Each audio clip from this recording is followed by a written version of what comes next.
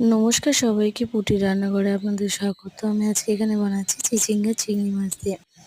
তো কড়াইতে আমি সর্ষের তেল দিয়েছি, তার মধ্যে কালো জিরে, শুকনো লঙ্কা আর রসুন ফোড়ন দেব। দেওয়া হয়ে গেলে রসুনটা সুন্দর করে ভাজা হলো, তারপরে কেটে রেখেছিলাম পেঁয়াজ দিয়ে সেটা ভেজে নেব। পেঁয়াজটা ভালোভাবেই ভেজে নিতে হবে। তারপরে আমি দেব আগে থেকেই চিংড়ি মাছটা নুন হলুদ মাখিয়ে রেখেছিলাম, কেটে ধুয়ে নুন হলুদ মাখিয়ে রেখেছি, ওটা দিয়ে চিংড়ি মাছটা দিয়ে আরেকটু ভালো করে ভেজে নিতে হবে, একটু ভালো করেই ভাজতে হবে। তারপরে দেব হলুদ, জিরের গুঁড়ো, লবণ দেব, সব 1 চামচ করে দেব, লঙ্কার গুঁড়ো 1 চামচ দেব, দিয়ে ভালো করে মশলাটা কষিয়ে নিতে হবে। এখানে মশলাটা ভালোভাবেই কষিয়ে নিতে হবে। কষানো হয়ে গেলে তারপরে আগে থেকে কেটে রেখেছিলাম চিচিঙ্গা, সেটা দিয়ে আমি মশলাটার সাথে মাখিয়ে নেব। তো চিচিঙ্গাটা আমি ভাপিয়ে নিইনি, কাঁচাই দিয়েছি। তো তারপরে আমি কাঁচা লঙ্কা দিয়ে ঢাকনা দিয়ে রেখে দেবো।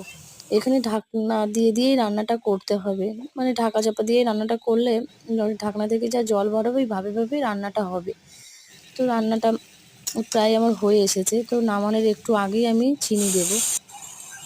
চিনিটা এই আগে দিয়ে নিই যেন কাঁচা থেকে যায়, ওই জন্য আমি চিনিটা পরে দিয়েছি। তো কেমন হয়েছে রান্নাটা বলবেন।